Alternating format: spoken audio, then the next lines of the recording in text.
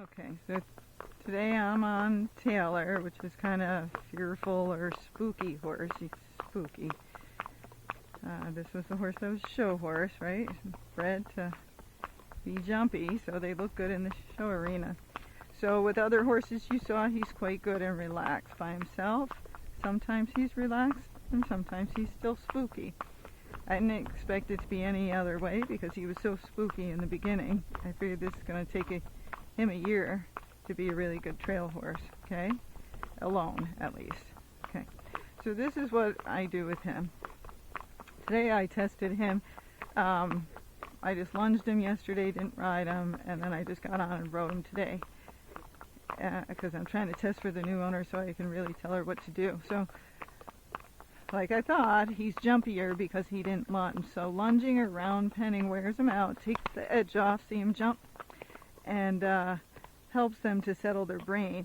So every time this horse jumps out here, and then I'll get back to the lunging part, I make them stop. Remember, they want to jump and run. So I want to be like, oh, you jump? Well, we're going to stop and we're going to sit here. So whatever was going to eat us is now going to eat us because you made us do that. Okay? So I want to associate the spooking with stopping and have to go up to the object and getting him over it. Okay? The lunging, around pending, and desensitizing helps settle this guy's brain. You can hear him kind of chomping at the bit, so I have a roller bit in his mouth so he can play with it. So it gives him something to do and helps, helps his fear. It's like if you're going to get a shot at the doctor's office and they give you something to squeeze, right? It helps your tension. So right now, this is pretty relaxed for him, even though he's chomping on the bit. He's got his head down, and that's good.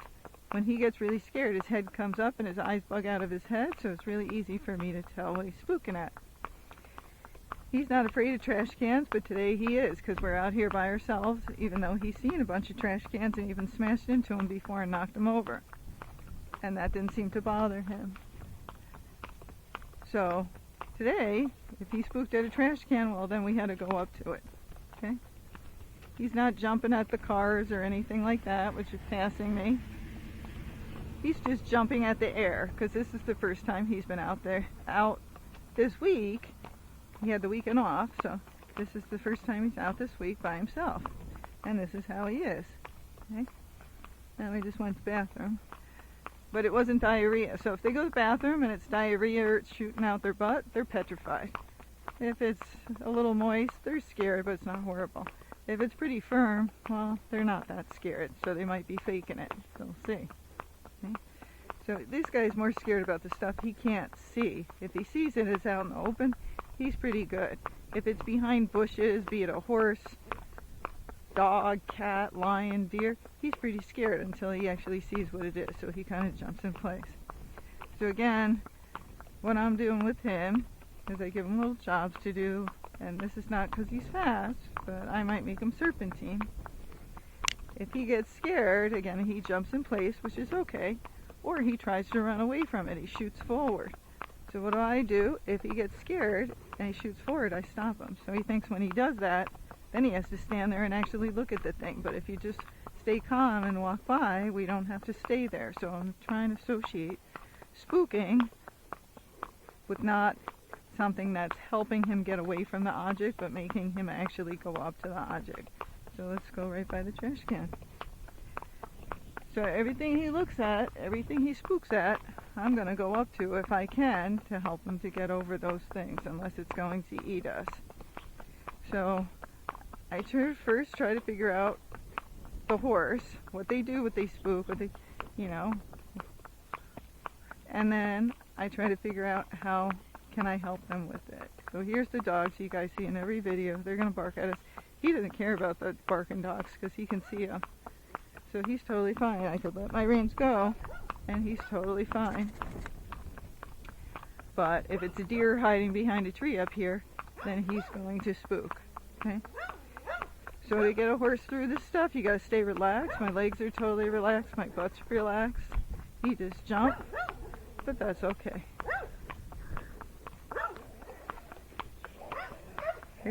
Oh, look, they're getting in another fight. And there's another truck. So now we're going to get to be right by the barking dogs.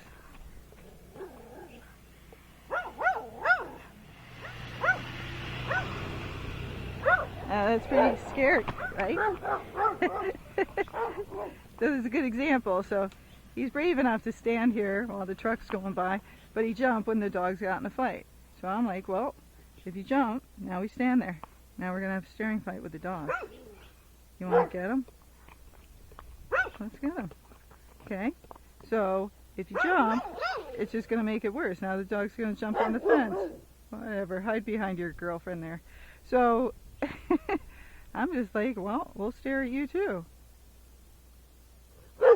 Who's going to calm down? The dogs or the horse? Good job. Now when I turn, because now Taylor's calmed down, the dogs are going to jump. So I'm ready for that. I got my rein short and I'm totally ready. Okay? So always be ready for what's coming. If you do this on a loose rein, your horse is going to spin. It's guaranteed. It's going to spin, it's going to run away if it's a spooky horse. So your reins have to be short enough that you can help your horse. You cannot go out and ride on a loose floppy rein when your horse is a spooky horse, because you're going to end up having an issue. It's going to spook. You're not going to have your rein short enough. It's going to spin. You're going to fall off. You're going to cause all sorts of drama with everybody else on the trail ride. You might make someone else fall off. It's just one thing after the next. So you have to have your rein short, and you need to be prepared. Okay? So I'm telling Taylor, and we've tried to work you through all these things, and now it's time to grow up.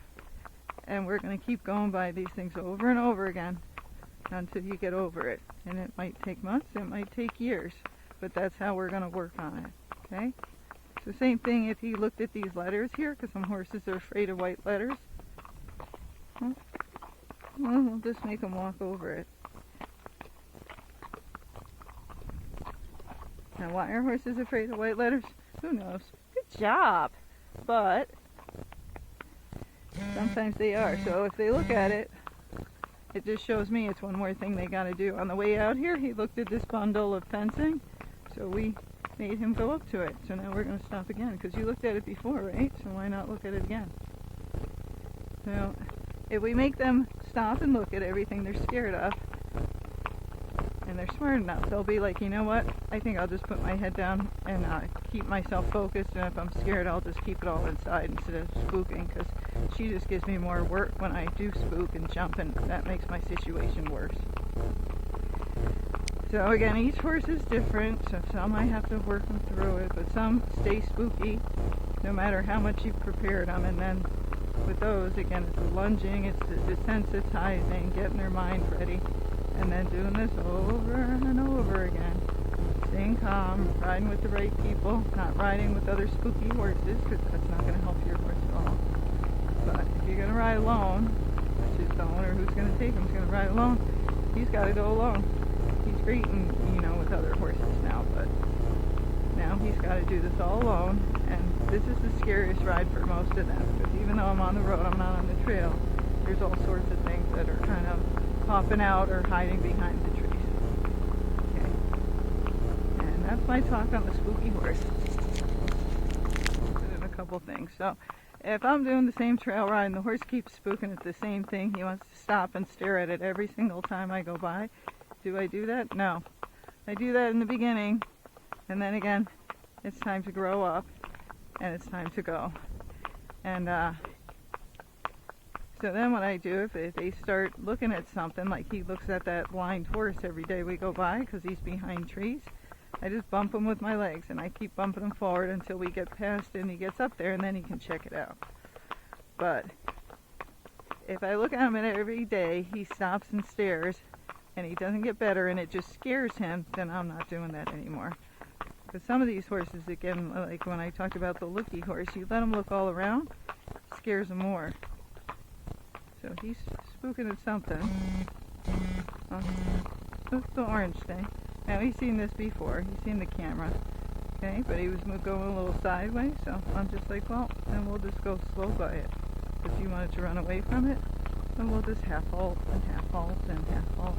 And we'll just go slow by that. But again, today he's a little worse because I didn't lunge him or run him around or do anything because I wanted to see how bad he was going to be. Okay, so all in these woods are where deer are hiding, so when they jump, he jumps. Same thing, I got my rain short, I'm ready. If I'm really unsure, you know, if I see a deer, what they're going to do, I keep my hands wide. So if they try to spin to the right, I pull my left rein out. If they spin to the left, I'll pull my right rein out. Because you're trying to block the spin, and that's why it's so important to know how to do like a turn on the haunches. Because that's what horses do when they spin. They do turn on the haunches to the right, they do turn on the haunches to the left. So if you know how to do one, then all you got to do is block it by doing the opposite way. So if he goes to bolt, he's doing a turn on the haunches to the right. So in my brain, I would say, no, we're doing a turn on the haunches to the left, and that's how I would block him from spinning and bolting. Okay? I always try to keep the spooky thing in front of us, unless it's a mountain lion, and then we're out of there. What else about spooky? Calming supplements, some of them help, some of them don't. You never know until you try them.